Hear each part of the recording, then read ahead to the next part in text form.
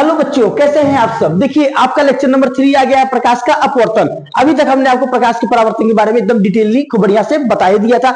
अब ध्यान रखिए, वीडियो को थोड़ा थोड़ा क्या करना है, शेयर करना है और लाइक करना है और क्या करना है, सब्सक्राइब करना है। तो ध्यान रखिए, आज हमारा टॉपिक चलेगा प्रकाश का अपवर्तन। इस टॉपिक को कोई भी बच्चा छोड़ के नहीं जाएगा और पूरा का पूरा पढ़ेगा। ये वीडियो आपका बहुत छोटे टाइम के लिए रहेगा और आप बिल्कुल टेंशन मत लीजिएगा। हम आपको देखते हैं प्रकाश के अपवर्तन के बारे में। बाबू चलिए एकदम दबा के पढ़ते हैं इधर प्रकाश का अपवर्तन। अगर बोर्ड एग्जाम में इस बार पूछ ले गया कि भैया प्रकाश का अपवर्तन क्या होता है, तो पहले क्या पढ़ेंगे हम लोग, पहले पढ़ेंगे प्रकाश का अपवर्तन, फिर क्या पढ़ेंगे, इसका अपवर्तन के नियम पढ़ेंगे बाबू, फिर क्या पढ़ेंगे, इसका रिफ्रैक्टिव इंडेक्स अपवर्तनांक पढ़ेंगे, और क्या पढ़ेंगे, इसके कुछ सवाल पढ़ेंगे, और फिर क्या पढ़ेंगे, इसके उदाहरण। जैसे आप सुने होंगे तारा क्या करता है, टिमटिमाता है। बच्चे डर जाते हैं कि तारा क्यों टिमटिमा रहा है, इसके बारे में यहाँ आज आपको रियलिटी बताएंगे। तारा क्यों टिमटिमाता है, देखते हो सूर्य जब उगता है तो बहुत लाल होता है, एकदम गर्म, गुस्सा गुस्सा जैसा रहता है, क्यों, यही आज यहाँ पे सीखेंगे। चलिए हम अपने टॉपिक की तरफ आते हैं। पहला टॉपिक हमारा जो निकल के आएगा यहाँ पे, हम लोग सबसे पहले अपवर्तन के पहले पढ़ेंगे माध्यम। क्या पढ़ेंगे बाबू, माध्यम। देखिए ये हमारा क्या होता है, माध्यम होता है। बच्चा माध्यम को इंग्लिश में क्या बोला जाता है, मीडियम बोला जाता है। क्या बोला जाता है, मीडियम। इससे आप सब लोग वाकिफ होंगे कि मीडियम क्या होता है, माध्यम क्या होता है। तो अब बिल्कुल टाइम को बिना खराब किए माध्यम को हम लोग क्या करते हैं, सीखते हैं बाबू। क्या करते हैं, सीखते हैं। देखिए माध्यम के दो होते हैं, कितने होते हैं, दो। एक हमारा होता है विरल माध्यम। क्या होता है, एक हमारा मुन्ना हो जाएगा विरल माध्यम। क्या होगा, विरल माध्यम। और एक हमारा क्या होता है, सघन माध्यम। क्या हो जाएगा, सघन माध्यम होता है। ठीक है, इसको इंग्लिश में कहते हैं डेंस, इसको क्या कहेंगे, रेयर। फिर ध्यान रखिएगा, इसको इंग्लिश में कहेंगे डेंस, इसको क्या कहेंगे, रेयर। देखिए जो विरल माध्यम होता है, इनके कण बच्चा क्या होते हैं, इनके कण जो होते हैं कैसे होते हैं, पास पास सॉरी, इनके कण क्या होंगे, ध्यान रखिएगा, इनके कण, ध्यान रखिएगा, इनके कण क्या होते हैं बच्चा, दूर दूर होते हैं। क्या होते हैं, दूर दूर होते हैं। तो ध्यान रखिएगा, आपको अगर कोई पूछेगा परिभाषा कि बाबू बताइए परिभाषा क्या होता है, तो बिल्कुल टेंशन फ्री आपको क्या बताना है, जिनके कण, जिस माध्यम के कण दूर दूर हो उसे क्या कहते हैं, विरल माध्यम। क्या कहेंगे, विरल माध्यम। अब देखिए सघन माध्यम क्या होता है, इनमें जो कण होते हैं ये कैसे होते हैं बाबू, पास पास होते हैं। कैसे होंगे, पास पास होते हैं। बात समझ में आ गया। जैसे समझिएगा, अगर आपको हवा में दौड़ा दिया जाए और अगर आपको पानी में दौड़ा दिया जाए, समझिए फिर से यहाँ पे देखिए, आपके पास क्या है, जल है, आपके पास क्या है, हवा है। अब मुन्ना मान लो हम आपको दौड़ा रहे हैं, किसमें, एक हवा में दौड़ाएंगे और एक पानी में, तो आपको दौड़ने में किसमें सबसे आसानी होगी, किसमें होगा, हवा में। किसमें, हवा में। अगर आप पनिया में दौड़ेंगे तो लहर मारेंगे, क्या मारेंगे, लहर, और लहरिया के कहां चले जाएंगे, बहुत दूर तक। तो ध्यान रखिए, इसमें आपको चलने में प्रॉब्लम होगी, इसमें आपको चलने में एकदम आराम रहेगा। तो समझ जा रहा, ई क्या है, विरल माध्यम, ई क्या है, सघन माध्यम। क्या है, सघन माध्यम। ये बात आपको अच्छे से पता होना चाहिए। चलिए अगला पॉइंट, मान लीजिए हम आपको कांच दे दिए, क्या दे दिए, कांच, और हम आपको दे दिए पानी। तो बताइए इसमें से कौन सा रियल है और कौन सा डेंसर है, यानी कौन सा विरल है कौन सा सघन है, आप कमेंट में हमको बताइएगा। ठीक है, अब आगे चलते हैं हम। देखिए हमारा जो अगला टॉपिक यहां से निकल के आएगा, हमारा अगला टॉपिक निकल गया है प्रकाश का अपवर्तन। क्या निकल के आएगा, प्रकाश का अपवर्तन। ठीक, देखिए हम लोग बात करते हैं प्रकाश का अपवर्तन के बारे में। अगर आपसे कोई प्रकाश का अपवर्तन किससे करते हैं, तो बिना सोचे समझे आप एक चीज बताइएगा, हम किससे पढ़ते हैं, यशटू सर से। बात समझ में आ गया। अब दबा के एकदम आपको शेयर करना है, किससे पढ़ते हैं, यशटू सर से। और क्या बताओगे कि जब प्रकाश किससे चलता है, एक माध्यम से चलता है, कहां घुसता है, दूसरे माध्यम में। कहां घुसेगा, दूसरे माध्यम में। तुरंत क्या होगा, अपने मार्ग से भटक जाएगा, भूल जाएगा कि भैया हम कहां चले गए। ठीक है, विचलन हो जाता है। बात समझ में आ गया। फिर सुनिएगा बच्चा, जब प्रकाश किसी एक माध्यम से चलकर दूसरे माध्यम में प्रवेश करता है तो अपने मार्ग से क्या होता है, विचलित हो जाता है, जिससे हम लोग क्या कहते हैं, प्रकाश के अपवर्तन की घटना कहते हैं। बात समझ में आ गया। चलिए अब देखिए, इसमें छोटा सा हम फिगर बनाते हैं। इसमें छोटा सा हम क्या करेंगे, फिगर बनाएंगे। फिगर ध्यान रखिएगा यहाँ पे एकदम अच्छे से, हम लोग फिगर यहाँ पे अच्छे से पढ़ेंगे। ठीक है, देखिए फिगर हमारा क्या होगा समझिएगा, ये हमारा इधर हो गया थ्योरी। चलिए इसका फिगर देखते हैं। मान लीजिए अगर आपसे कोई कह दिया कि भैया फिगर बनाइए, फिगर कैसे बनेगा, तो सिंपल सी बात है, आप क्या करेंगे, एक लाइन ऐसे खींच लीजिए। इसको हम कांच भी कर सकते हैं या लेंस भी कर सकते हैं, कोई दिक्कत नहीं।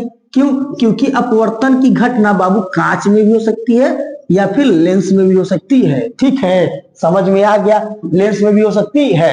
अब देखिए ये जो लाइन है इसी को हम लोग कहते हैं नॉर्मल। मुन्ना क्या कहेंगे? नॉर्मल करेंगे मेरे प्यारे बच्चों, क्या कहेंगे? नॉर्मल कहेंगे।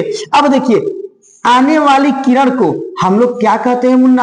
आपतित किरण कहते हैं। क्या कहते हैं? आपतित किरण कहते हैं। बात समझ में आ गया। अब देखिए डिपेंड करता है माध्यम क्या है, तो देखो इसको कहते हैं विरल माध्यम। ये वाला ऊपर वाला क्या है? विरल माध्यम। और इसे हम लोग क्या कहेंगे? सघन माध्यम कहते हैं। यहाँ बच्चों को बहुत डाउट होती है, तो आप बिना डाउट फ्री एकदम आपको पढ़ना है। ठीक है ना? देखिए ये होता है विरल माध्यम, एक होता है सघन माध्यम। अगर कहीं हम कामा इसे मार देंगे तो समझ आएगा कैसा माध्यम? सघन माध्यम। अब देखिए ये आपतित किरण है, अभिलंब पे पढ़ने के बाद क्या होती है? ये अभिलंब की ओर झुक जाती है। क्या होती है? झुक जाती है, जिससे हमको पता चलता है ये क्या होता है? प्रकाश का अपवर्तन होता है। देखिए बहुत सारे बच्चों को विरल माध्यम सघन माध्यम बहुत सारे डाउट होते हैं, तो आप हमें 1 मिनट दीजिए और 1 मिनट में आपको क्या करते हैं? इसके माध्यम को सिखाते हैं। देखिए अगले स्लाइड में हम आपको यहाँ बताते हैं। चलिए मान लो ये हमारा एक ग्लास है। क्या है? ग्लास, यानी कांच या लेंस है। चलिए हम मान लीजिए अब यहाँ पे क्या करते हैं? ये हमारा एक नॉर्मल हो गया। क्या हो गया? नॉर्मल हो गया, जिसको हम लोग बाबू कहते हैं अभिलंब। क्या बोलेंगे बच्चा? अभिलंब बोलेंगे। अब देखिए अब इसको माध्यम लेंगे, इसको हम लोग क्या लेंगे? विरल माध्यम लेंगे। ये कौन सा माध्यम है? विरल माध्यम है। और यहाँ ऐसे कामा लगा दिए ना, तो कौन सा माध्यम है? सघन माध्यम। कौन सा माध्यम? ये हमारा सघन माध्यम है। कौन सा माध्यम हो गया? सघन माध्यम होता है। बात समझ में आ गया। अब देखिए कांच पर आने वाली किरण को हम लोग कौन सा किरण कहते हैं? आपतित किरण कहते हैं मुन्ना। क्या बोलेंगे? आपतित किरण कहेंगे। बात समझ में आ गया। जब प्रकाश की किरण विरल माध्यम से, नोट ध्यान के नोट पॉइंट है एकदम, जब प्रकाश की किरण विरल माध्यम से सघन माध्यम में आती है तो अभिलंब की तरफ क्या होती है? झुक जाती है। क्या होती है? झुक जाती है। ये बात दिमाग में घुसा के रखना। अब देखो इस कोण को आई कहते हैं और इस कोण को क्या कहते हैं? आर कहते हैं। क्या कहते हैं? आर कहते हैं। ये फिगर नंबर हमारा पहला हो गया। चलिए दूसरा नंबर फिगर से समझते हैं। चलिए हमारे पास क्या, ये एक ग्लास है और ये एक क्या है? हमारे पास नॉर्मल है। क्या है? ये हमारे पास नॉर्मल। नॉर्मल को हम लोग बच्चा बोलते हैं अभिलंब। क्या बोलेंगे? अभिलंब। चलिए माध्यम को देखते हैं। ऐसे कामा मार दिए। क्या मार दिए? कामा। समझ में आ गया ना? कौन सा माध्यम? कौन सा माध्यम? कमेंट करिएगा। कौन सा माध्यम? सघन माध्यम। ये कौन सा माध्यम है बच्चा? सघन माध्यम है। कौन सा? सघन माध्यम है। ठीक। अब देखिए नीचे हमारा कौन सा माध्यम आएगा? विरल माध्यम। कौन सा माध्यम? विरल माध्यम। आने वाली किरण को हम लोग क्या कहेंगे? आपतित किरण। क्या कहेंगे? आपतित किरण। अब देखो जब प्रकाश की किरण क्या होती है? सघन माध्यम से कहां आती है? विरल माध्यम में। सघन माध्यम से कहां आती है? विरल माध्यम में। तो अभिलंब से क्या होती है? दूर भागती है। अभिलंब से क्या होगी? दूर भागेगी। इसका जीव छूट गया, भागता है बहुत तेजी से कि भैया चलो, हमको सघन से कहां घुस गए? विरल में। कहां घुस गए? सघन से विरल में। बहुत तेज भागता है। अब देखिए यहाँ पे कोण क्या होता है मुन्ना? आई होता है। और यहाँ पे कोण क्या होता है? आर। क्या होता है? आर। ये आपको एक चीज कोई नहीं बताएगा, बस आपको क्या करेंगे, इसी चैनल पे आपको ये चीज पता चलेगा। और ध्यान रखिएगा जो चीज हम बताने वाले हैं ना, ये आपकी क्या करते हैं? बहुविकल्पी में आगे चल के काम देंगे। देखिए जैसे अगर क्वेश्चन आ गया कि यहाँ पे कोण आई इज इक्वल टू कोण आर, क्या कभी होते हैं? नहीं होते। अपवर्तन की घटना में परावर्तन का नियम बिल्कुल फॉलो नहीं करता। ये बात ध्यान रखना। यहाँ पर भी क्या होगा? कोण आई इज इक्वल टू नार क्या होता है? कोण आर। क्या हो जाएगा? कोण आर। क्या हो जाएगा? कोण आर हो जाएगा। क्या हो जाएगा? कोण आर। तो ध्यान रखिए अपवर्तन की घटना में परावर्तन का नियम कभी फॉलो नहीं करता। लेकिन हाँ एक चीज तो आपको पता होना चाहिए मुन्ना, देखो क्या कि गुरुजी ये जो कोण आपतन है इज ग्रेटर देन क्या हो जाएगा? कोण आर। इसका मतलब ये होता है गुरुजी कि भैया हे वाला कोण का है? बड़ा। हे वाला का है? छोटा। का है? छोटा। अगर विरल माध्यम से सघन माध्यम में प्रकाश की किरण घुसेगी तो आपतन कोण क्या होगा? बड़ा। यही क्या होगा? छोटा। बात समझ में आ गया। चलिए इस पर आ जाते हैं। इस पर क्या होता है? इस पर जो हमारा कोण आई होता है इज लेस देन क्या होता है? कोण आर हो जाता है। इसका मतलब मुन्ना क्या होता है कि जो हमारा आपतन कोण होता है ये छोटा हो जाता है। किससे? अपवर्तन कोण से छोटा हो जाता है। और ध्यान रखिए हे वाला जो किरण है इसे हम लोग कहते हैं अपवर्तित किरण। क्या कहेंगे मुन्ना? अपवर्तित किरण कहते हैं। ये बात को आपको अच्छे से पता होना चाहिए। हे वाला जो किरण होता है ना इससे हम लोग क्या कहते हैं? अपवर्तित किरण कहते हैं। बात समझ में आ गया। अगर समझ में आ गया तो कमेंट करिएगा, हाँ सर आ गया है, ठीक है। तो आप स्क्रीनशॉट इसको कर लीजिए, फिर हम क्या करते हैं आपको आगे वाले टॉपिक को बताते हैं। देखिए हमारा जो अगला टॉपिक आएगा, अगला टॉपिक हम लोग क्या पढ़ेंगे, ध्यान रखिएगा। अगला टॉपिक हमारा होगा प्रकाश के अपवर्तन के नियम। क्या होगा? प्रकाश के अपवर्तन के नियम। तो बिना देर के हम क्या करते हैं, नियम को समझ जाते हैं, क्योंकि बोर्ड एग्जाम आने वाला है तो आपको क्या है उसमें लपेट के आना है इसको। तो ध्यान रखिएगा, हम बात करते हैं प्रकाश के अपवर्तन के नियम। तो यहाँ पे क्या लिखेंगे, यहाँ पे लिखेंगे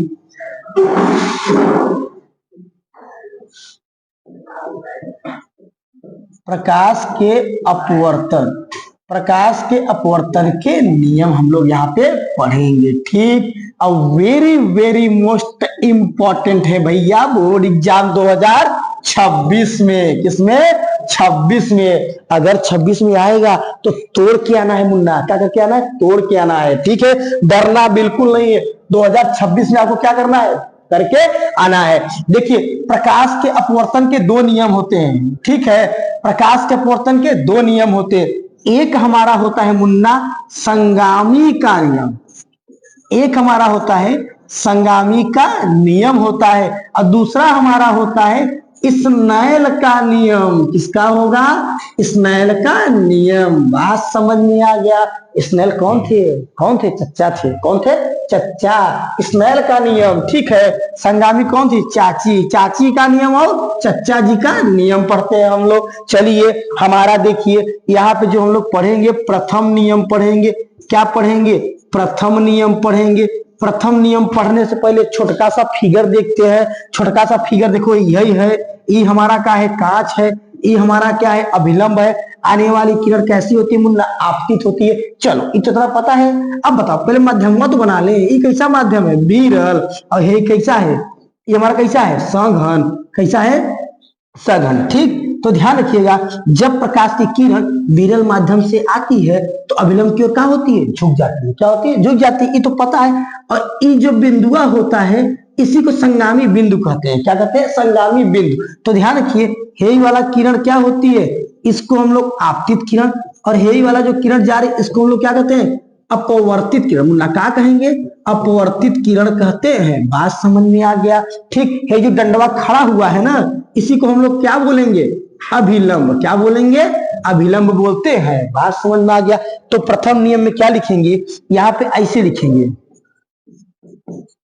इस नियम के अनुसार। क्या लिखेंगे मुन्ना? इस नियम के अनुसार। क्या लिखेंगे? इस नियम के अनुसार आपतित किरण। लिख लो, क्या लिखना है? आपतित किरण। आपतित किरण और क्या होगा? अपवर्तित किरण। अपवर्तित किरण तथा खींचा गया अभिलंब। खींचा गया अभिलंब, तीनों एक ही समतल में होते हैं। एक ही समतल में होते हैं। ये बात समझ में आ गया मुन्ना? तीनों कौन से होते हैं? एक ही समतल में होते हैं। फिर से देखिए, इस नियम के अनुसार आपतित किरण, अपवर्तित किरण तथा खींचा गया अभिलंब तीनों क्या होते हैं? एक ही समतल में होते हैं। ये हमारा क्या हो गया? पहला नियम। चलिए पहला नियम तो हमको अच्छे से पता हो गया। अब हम बात करते हैं दूसरे नियम का। तो दूसरा नियम हम भी इसी जगह पढ़ लेते हैं। देखिए इसको हम क्या करते हैं, छोटा कर दिए, आप देखते रहिएगा इसको। चलिए अब हम बात करते हैं सेकेंड नियम का। तो यहाँ पे हम लोग क्या लिखेंगे? यहाँ पे हम लोग लिखेंगे द्वितीय नियम। द्वितीय नियम को हम लोग अच्छे से पढ़ेंगे, क्या होता है। तो आप लोग एक बात समझिएगा, द्वितीय नियम पढ़ने से पहले अगर कहीं हम क्या बोलेंगे? ज्या। क्या बोलेंगे? ज्या। तो घबराना नहीं है। इसी को अंग्रेजी हम क्या कहते हैं? साइन कहते हैं। क्या कहते हैं? साइन। क्या कहते हैं? साइन। बात समझ में आ गया, ठीक है। एक वैज्ञानिक थे, सॉरी महापुरुष थे, बहुत बड़े विद्वान थे, वही सब ने क्या बोला? साइन कॉस टेन देकर चले गए, ठीक है। तो महापुरुष आपको मैथ वाले क्लास में पता चलेगा। आपको जो सचिन सर आपको क्या करेंगे? पढ़ाएंगे मैथ वाली क्लास में, तो आपको इसके महापुरुष के नाम को अच्छे से बताएंगे। उनकी भी क्लास आप देखते रहिएगा, ठीक है। चलिए अब देखिए यहाँ पे हम बात करते हैं क्या? स्नेल के नियम। देखिए द्वितीय नियम क्या होता है? द्वितीय नियम में आपको लिखना है आपतन कोण। क्या लिखना है? आपतन कोण। आपतन कोण, आपतन कोण की ज्या, आपतन कोण की ज्या तथा अपवर्तन कोण की ज्या, अपवर्तन कोण की ज्या का अनुपात अपवर्तनांक के बराबर होता है। अपवर्तनांक के मुन्ना क्या होगा, बराबर होता है। अपवर्तनांक क्या होता है बच्चा, बराबर होता है। बात समझ में आ गया। फिर ध्यान रखिए, हमारी बातों को अच्छे से सुनिएगा। आपतन कोण की ज्या तथा अपवर्तन कोण की ज्या का अनुपात अपवर्तनांक क्या होता है, बराबर होता है। यानी हम यह बताना चाहते हैं कि जो हमारा अपवर्तनांक होता है, जिसको हम लोग म्यू कहते हैं, देखो ये जो लिखे हुए हैं ना उल्टा सीधा, इसी को हम लोग क्या पढ़ेंगे, म्यू पढ़ेंगे। क्या पढ़ेंगे, म्यू पढ़ेंगे। और म्यू बराबर हमारा क्या होता है, म्यू बराबर हमारा साइन आई होता है। और साइन आई बटे क्या होता है, साइन आर होता है। क्या होता है, साइन आई बटे बच्चा क्या होगा, साइन आर होता है। जिसको हम लोग क्या कर लिए, ऐसे बना लिए। और इसी को हम लोग कहते हैं स्नेल का नियम। क्या कहेंगे, स्नेल का नियम कहते हैं। क्या कहते हैं मुन्ना, स्नेल का नियम कहते हैं। देखना, ये घबराने वाली बात नहीं है। अभी इसको तो हम खखोर के पढ़ेंगे, एकदम खखोर के देखेंगे भैया हे म्यू क्या है। खूब डिटेल में हम लोग क्या करेंगे, अच्छे से पढ़ेंगे। तो स्क्रीनशॉट आप कर लीजिए, ठीक है। चलिए, हमारा इतना टॉपिक तो हो गया। अब हम लोग अगला टॉपिक की तरफ पढ़ते हैं। हमारा अगला टॉपिक क्या है बाबू, अपवर्तन। क्या है, अपवर्तन। तो यहाँ हम लोग अपवर्तन को अच्छे से समझेंगे बिना कुछ समय को गंवाएं, ठीक है। तो आप क्या करिए, अपवर्तन के बारे में हम आपको बताते हैं। देखिए क्या होता है। चलिए देखिए, ये हमारा हेडिंग क्या है, अपवर्तनांक है। हमारा हेडिंग क्या है मुन्ना, अपवर्तनांक है। अपवर्तनांक को अंग्रेजी में हम लोग बोलते हैं रिफ्रैक्टिव इंडेक्स। क्या बोलेंगे, रिफ्रैक्टिव इंडेक्स बोलते हैं। ये हमारा क्या है, अपवर्तनांक, जिसको हम लोग क्या कहते हैं बच्चा, रिफ्रैक्टिव इंडेक्स कहते हैं। देखिए, सबसे पहला चीज हम कुछ चीज आपको क्लियर कर देना चाहते हैं। पहला चीज ये क्लियर कर देना चाहते हैं कि यह जो होता है यह मात्रकहीन होता है। कैसा होता है, यह मात्रकहीन होता है। कैसा होता है बच्चा, यह मात्रकहीन होता है, जिसको अंग्रेजी में कहते हैं यूनिटलेस। क्या कहेंगे, यूनिटलेस कहते हैं। दूसरा नंबर ध्यान रखिएगा, यह जो होता है यह कैसा होता है बाबू, बीमाहीन होता है। यह बीमाहीन होता है। कैसा होता है, यह बीमाहीन होता है। बात समझ में आ गया। दूसरा नंबर ध्यान रखना, यह पदार्थ के चमक पर निर्भर करता है। यह पदार्थ के चमक पर क्या करेगा मुन्ना, निर्भर करता है।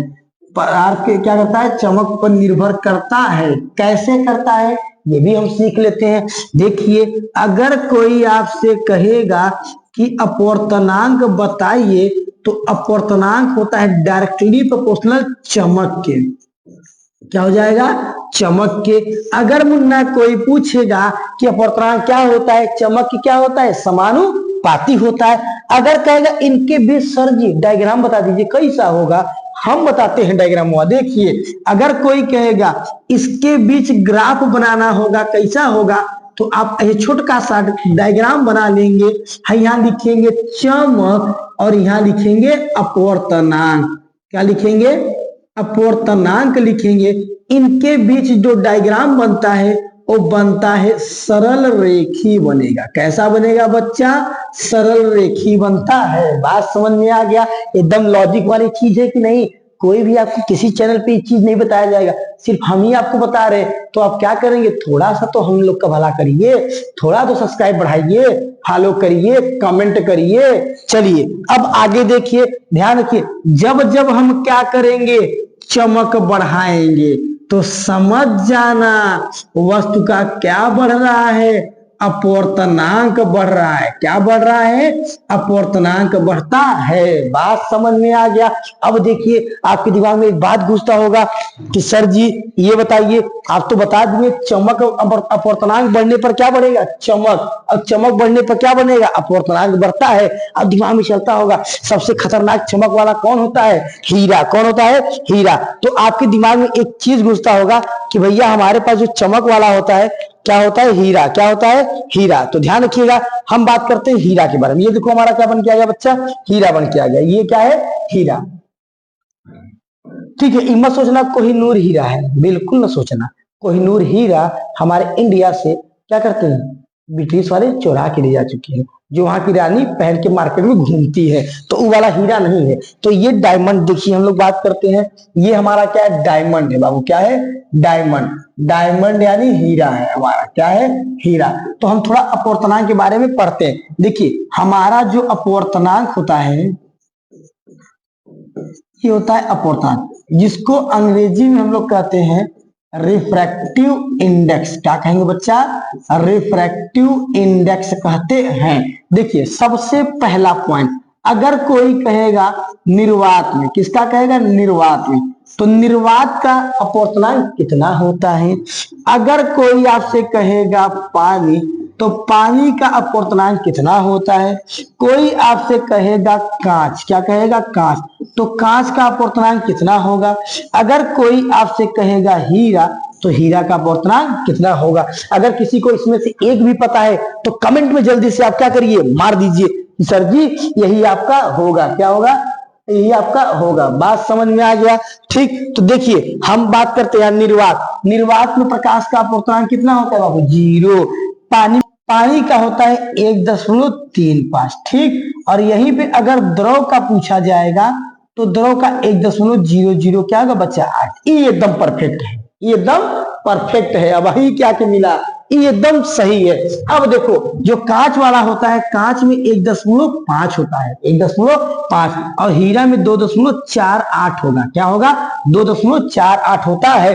तो सबसे ज्यादा अपवर्तनांक किसका होता है? हीरा का।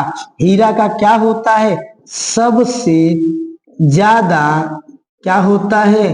अपवर्तनांक होता है। क्या होता है? अपवर्तनांक होता है। बात समझ में आ गया?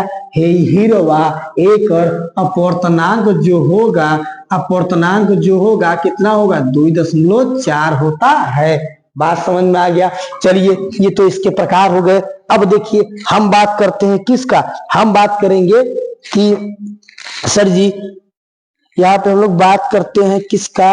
अपवर्तनांक के परिभाषा के बारे में बात करते हैं। देखिए इतना तो हम आपको बता दिए थे। चलिए और थोड़ा सा आगे इसके चलते हैं। इसके आगे यहाँ पे क्या सीखना है? ये अपवर्तनांक के बारे में जानकारी हो गया। अगर कोई आपसे कहेगा अपवर्तनांक कितने टाइप के होते हैं? अपवर्तनांक जो होता है, अपवर्तनांक कितने टाइप होते हैं? 2 टाइप के। क्या होते हैं? 2 टाइप का। एक होता है हमारा निरपेक्ष अपवर्तनांक। क्या होता है बच्चा? निरपेक्ष अपवर्तनांक होता है, आपको एकदम डिटेल बता रहे। और एक हमारा होता है सापेक्ष अपवर्तनांक होता है। क्या होता है? सापेक्ष अपवर्तनांक होता है। ये बात आपको समझ में आना चाहिए बाबू। ध्यान रखिएगा, अपवर्तनांक के प्रकार 2 होते हैं। पहला होता है निरपेक्ष अपवर्तनांक, दूसरा होता है सापेक्ष अपवर्तनांक होता है। देखिए जो निरपेक्ष अपवर्तनांक होता है, इसको कभी कभी आप अपवर्तनांक समझ कर भी काम कर लेना। अगर अपवर्तनांक सिर्फ पूछेगा तो समझ जाना क्या है? निरपेक्ष अपवर्तनांक। अगर सापेक्ष पूछेगा तो इसका क्या है? इसका क्राइटेरिया दूसरा रहेगा। चलिए अब हम लोग क्या करते हैं, इसके बारे में डिटेल में हम लोग पढ़ते हैं। देखिए अगर हम लोग पढ़ना चाहेंगे तो सबसे पहले पढ़ेंगे, हम लोग पढ़ेंगे निरपेक्ष अपवर्तनांक। निरपेक्ष अपवर्तनांक पढ़ते हैं, जिसको अंग्रेजी में कहते हैं एब्सोल्यूट रिफ्रैक्टिव इंडेक्स कहते हैं। देखिए ये होता क्या है, ध्यान रखिएगा। आपको पता है प्रकाश की चाल क्या होता है? प्रकाश की चाल, प्रकाश की चाल तथा माध्यम में वस्तु की चाल, माध्यम में वस्तु की चाल के अनुपात को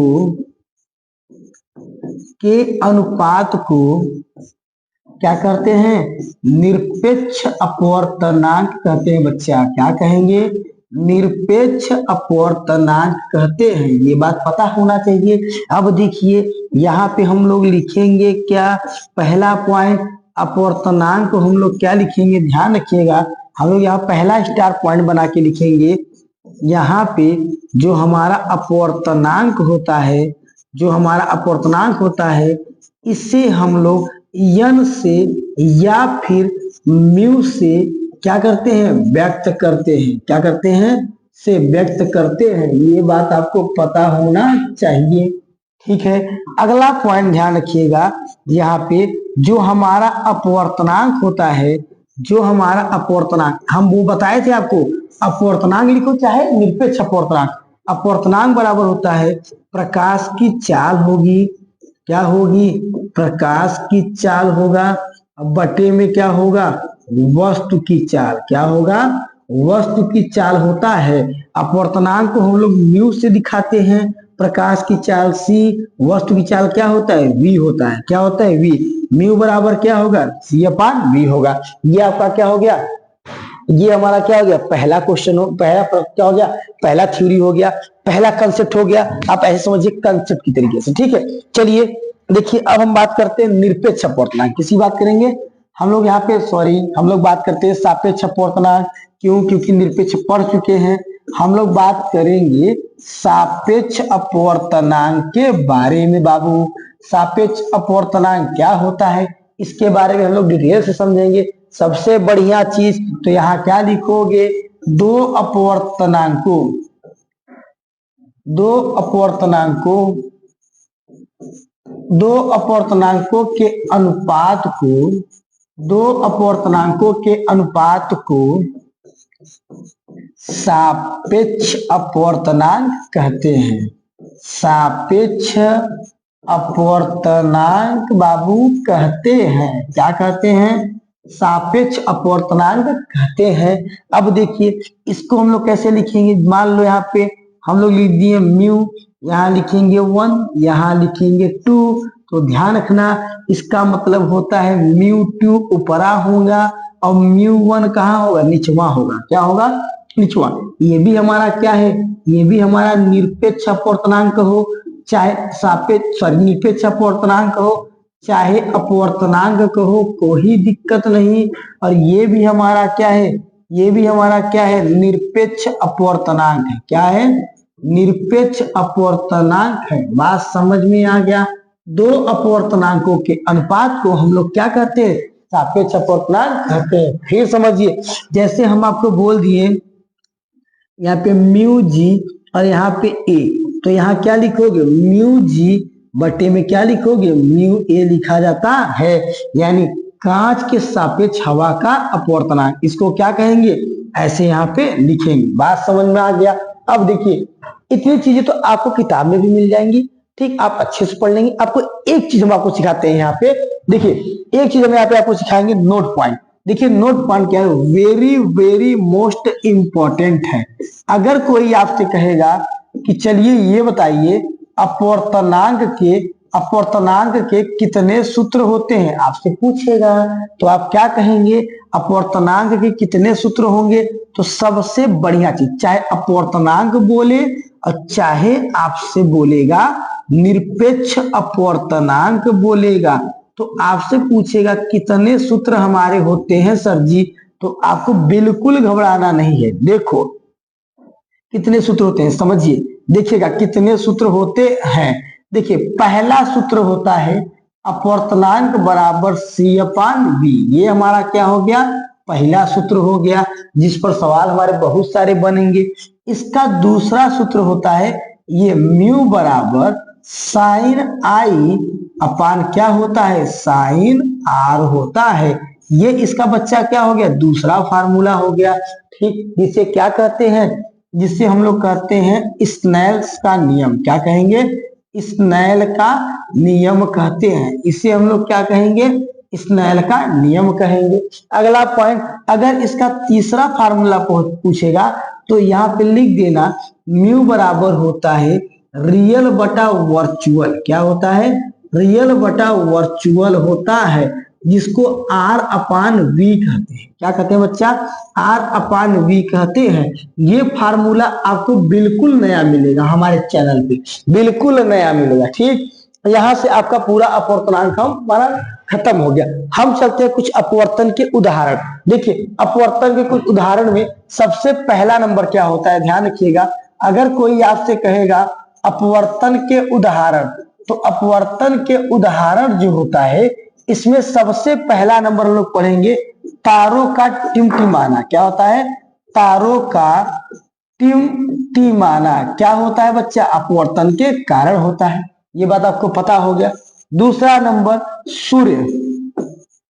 सूर्योदय तथा सूर्य अस्त के समय लाल दिखाई देना। क्या होता है? लाल दिखाई देना किसके कारण होता है? अपवर्तन के कारण। तो हमारी वीडियो यहाँ कंप्लीट हो चुकी है। हम आपको इतना सब कुछ बता दिए। अब हम आपको ध्यान रखिएगा एक ऐसा वीडियो लाएंगे जिसपे ये सारी चीजें आपको डिटेल में बताया जाएगा।